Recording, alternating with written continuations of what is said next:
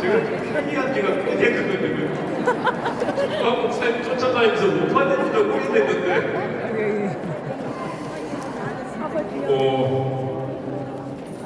저희 핵심들이니까 여러분 들었겠지만, 지난번 우리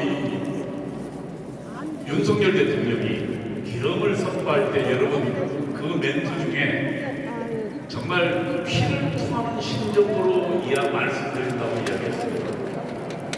그리고 맨 마지막에 지금 당장 끊어져도 이상하지 않다고 이야기했어요.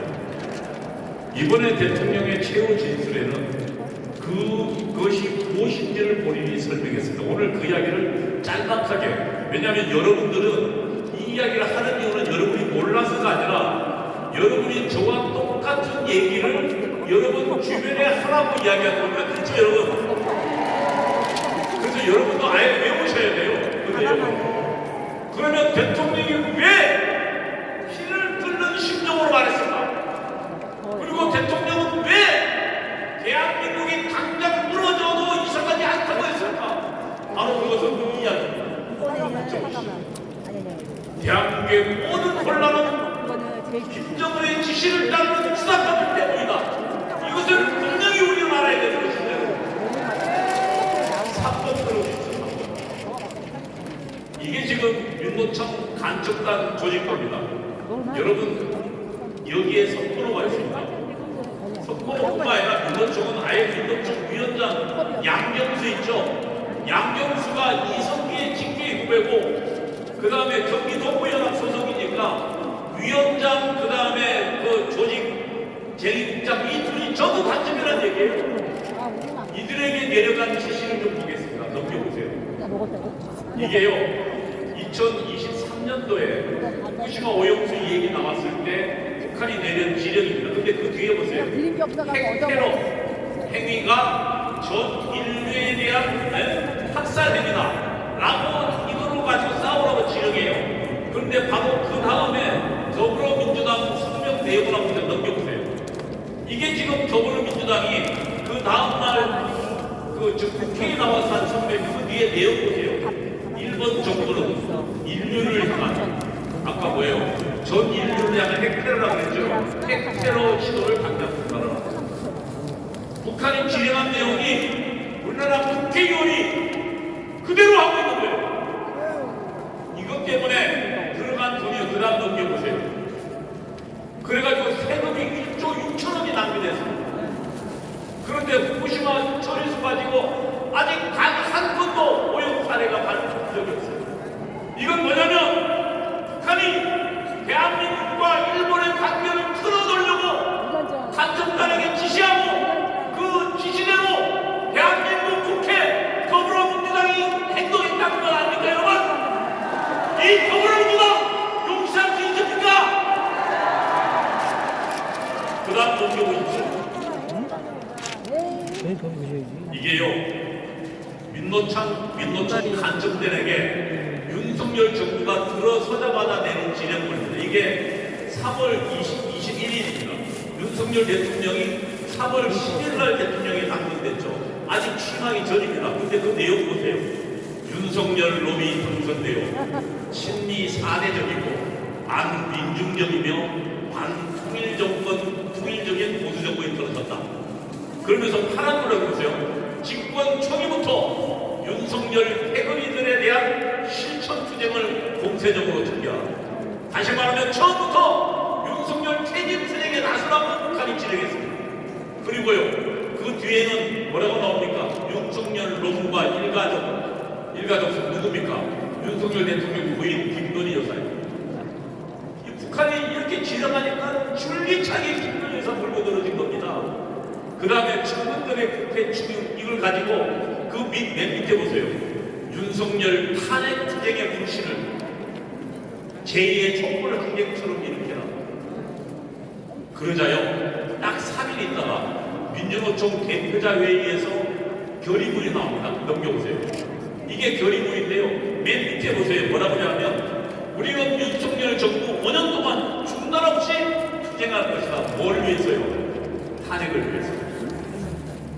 북한의 지령대로 하나는 후쿠시마로 싸우라니까 더불어민주당 국회의원들이 그 주고대로 하고 있죠. 그 다음에 민노총에게 지시하니까 지금 윤석열 대통령 나오자마자 투쟁하겠다고 하죠. 그리고 우리는 다 알지만 그 다음 넘겨보세요. 이게요, 이채원 참사가 나왔을 때 이들이 2023년도니까 11월 달에 나왔을 때요, 그 북한이 낸 지령입니다. 근데요, 저희 때랑 똑같습니다. 20년 전이라. 뭐냐면 아예 투쟁구호까지 지정해줘요. 투쟁구호에 뭐라고 나옵니까? 맨 위에 보면 각계각층의 분노를 최대로 분출시켜라. 그 다음에 밑에 국민이 죽어간다. 옆에 보세요. 국민이 죽어간다 있죠? 이게 바로 그 뒤에 저들의 촛불행동 집회에 나왔던 내용이에요. 그 다음에 퇴진이 최고다. 이런 구호를 가지고 싸우라니까 그 시위군중 속에 뭐가 있으면 가만 둬보세요. 퇴진이 최고다. 여러분, 이게 지금 현재 대한민국의 실상입니다. 그 다음에 윤석열 대통령이 맨 마지막에 이번 그 헌재 최후 진술에 냈던 내용 중에 우리는 그동안 잘 몰랐던 내용이 있습니다. 넘겨보세요. 넘겨보세요. 네, 다음. 예. 이게요, 여러분, 윤석열 대통령이 이 얘기를 밝혔는데 대통령은 알고 있지만 우리는 몰랐어요. 이번에 국방 예산이 0.65% 이번에 그 더불어민주당이 삭감했거든요. 0.65%는 큰 거 아닙니다. 근데 윤석열 대통령 표현을 빌면 사람 몸중에 눈만 콕 찍어서 뺐다는 거예요. 여러분, 눈이 없으면 어디로 가지 못하고 활동을 못 하잖아요. 지금 대한민국의 국방 중에 가장 핵심적인 눈과 관련된 걸 딱 뽑았다는 거예요. 그 중에 몇 가지 쓴 게 있는데 한번 보세요. 드론. 여러분, 이번 우크라이나 사업에서 보지만 거의 대부분 드론 가지고 합니다. 이제 탱크요 거의 힘 없어요. 드론에서 무기 씌워가지고 때리잖아요. 이번에 드론 예산 100억을 책정했는데요. 그 중에 싹 없애버리고 5,600만 원인가요? 5,400만 원 남겼대요. 그러니까 드론 하지 말라는 얘기죠. 북한은 드론으로 지금 우리를 공격하고 있거든요. 그 다음에 이지스 하면서 발사하는 우리는 캄에서 공중으로 북한이 만약에 우리에게 그 핵을 미사일을 쏘면 우리는 이지스 하면서 발사합니다. 그 비용을요 119억 5,900만 원을 했는데 5억 남기고 싹 없애버렸어요. 그 다음에 이게 말고도요 정부 예산 86% 없애버리고요. 이게 뭡니까? 지금 더불어민주당이 한 짓은 간첩들이 한 짓입니다, 여러분. 맞습니다. 저들은 지금 대한민국의 안보를 담보로 북한의 편을 들어서 북한이 싫어하는 것만 못하도록 만든 거, 이것이 바로 간첩질 아닙니까, 여러분? 대통령은 그래서 대한민국이 망하지 않은 이상하다고 그것을 국민 여러분께 피를 토하는 심정으로 알렸던 거죠.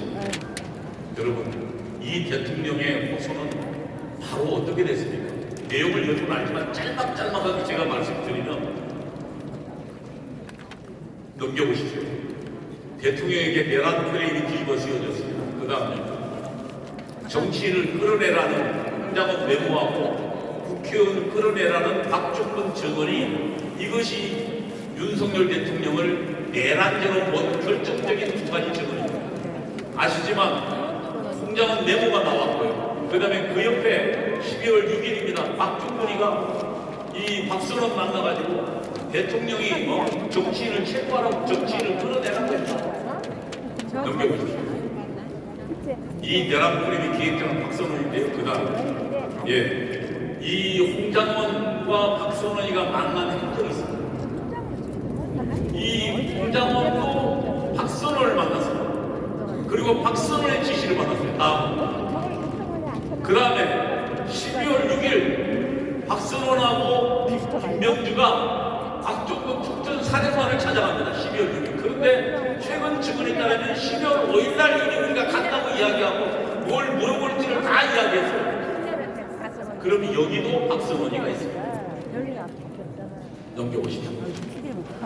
그 다음에 12월 6일 박선원과 만나서 홍장원 국정원 1차장이 뭐라 그랬어요? 그 명단을 발표했죠. 그 명단 박선호이가 발표했습니다. 근데 그 명단에 뭐라고 했다? 여러분, 그 명단은 분명히 있습니다. 계엄을 선포하면 기본적으로 계엄에 반대하고 주요 정치인들의 동향 파악을 하도록 되어 있습니다. 그러면 지금 여인영 방첩사령관에게 내려간 지시는 정치인의 동향 파악 지시입니다. 그런데요, 최근에 메모 중에 알겠지만 그 안에 가피라는 게 덧붙여 쓴 게 있습니다. 다른 사람 특정입니다. 근데 그 내용이 결정한데 거기에 보면 1조, 2조 체포조를 동원해서 정치인들을 구금시설에 구금하라고. 그래서 정치인 동향 지시가 뭐로 바뀌었습니까? 정치인 체포 지시로 바뀐 겁니다. 이걸 가지고 대통령을 내란 적은 엮은 겁니다. 그 다음에 곽종준 증언 가지고 대통령을 뭐로 엮었습니까? 안에 국회에서 회의하고 있는 국회를 끌어내라 했으니까 그걸 가지고 대통령의 내란으로 바꾼 거예요. 여러분, 아시지만 당시에 국회에 몇 명 들어간지 아시죠? 국회의원 190명 들어가 있었습니다. 그리고 국회 의원들에게 보좌관 한 명당 보통 10명 정도, 의원 하나에 10명 이상의 보좌관이 있습니다. 그러면 이 보좌관들만 쳐도 몇 명 정도겠습니까? 1000명이 우선 훨씬 넘습니다. 그리고 당시에 국회 직원들 500~600명 이상 있었고요. 또 일반 좌파 시민단체들 해가지고요, 최소한 그 안에 3~4천 명이 들어가 있었어요. 그러면 특전사 요원은 몇 명 들어가 있었을까요? 15명입니다. 그래서 김영은 장관이 이렇게 이야기했어요. 내가 거기서 내오라는 것은 국회의원이 아니고 그 안에 들어간 특전 요원들 빼내라는 겁니다. 그리고 맨 처음에 곽종근 특수전 사령관이 앞에 누굽니까? 김명주하고 박선원 만나서 이야기할 때도 이렇게 이야기했어요. 김영현 장관이 안에 들어가 있는 요원들을 빼내라. 이게 나중에 헌재에서도 그렇게 되어 있어요. 근데 아시지만 이거를 그 후에 박선희가 뭐라고 합니까? 요원을 빼내라는 거를 국회의원을 하고 조용히 말하니까 아예 김명주가 국회의원을 끌어내라 하는 것이죠라고 물어요. 그러자 곽종근 특수전 사령관이 말을 바꿉니다. 국회의원을 끄집어내래. 여러분, 15명 가지고 무슨 제조로 3~4천 명 그 안에 들어가 있는 사람들 다 끄집어냅니까? 오히려 특수전 부대들 들어가다가 아예 걔들한테 뭡니까? 불 끄는 거로 아예 그냥 공무기로 맞아가지고 접근도 못했잖아요. 누구 말이 사실입니까? 제가 알기에는 김영현 장관의 말이 사실인데, 그러면 이것을 가지고 내란으로 조작한 것이 바로 박선원이라는데 여러분 제 의견에 동의하지 않으세요? 최근에는 이것이 다 이제 들통이 났습니다. 아시지만 홍장원 메모 한번 볼까요? 홍장원 메모. 홍장원 메모가 지금 그 메모에 가피라는 사람이 직접 감정을 해보니까 박선원 글씨체라는 겁니다. 여러분, 이렇게 조작됐어요. 그리고 그 조작으로 대통령 감옥에 들어가고 그 다음에 대통령의 지시를 따랐던 정치인들 전부 다, 아니 그 군인들 전부 감옥에 들어가 있습니다. 여러분, 저 주상파들이 장악되어 대한민국의 혼란의 주범들인데 그들을 막기 위한 대통령의 계엄이 내란입니까? 아니면 대통령의 이런 정당한 계엄 선포를 내란으로 본 저들이 내란입니까? 저는 저 이재명과 박선원 저들이 바로 내란이고 반란 세력이라고 생각합니다. 이제 얼마 남지 않았습니다. 여러분, 우리는 12월 7일부터 싸웠습니다. 전국이, 언론이 대통령을 전부 계엄으로 몰고 내란으로 몰고 아예 방송이 24시간 대통령 내란 숙이라고 할 때 정광 목사님과 여기 있는 우리들이 목숨 걸고 싸웠습니다, 여러분. 그리고 국민을 깨웠습니다. 그 결과 어떻습니까? 20대, 30대가 이제 그 실체를 알게 됐습니다,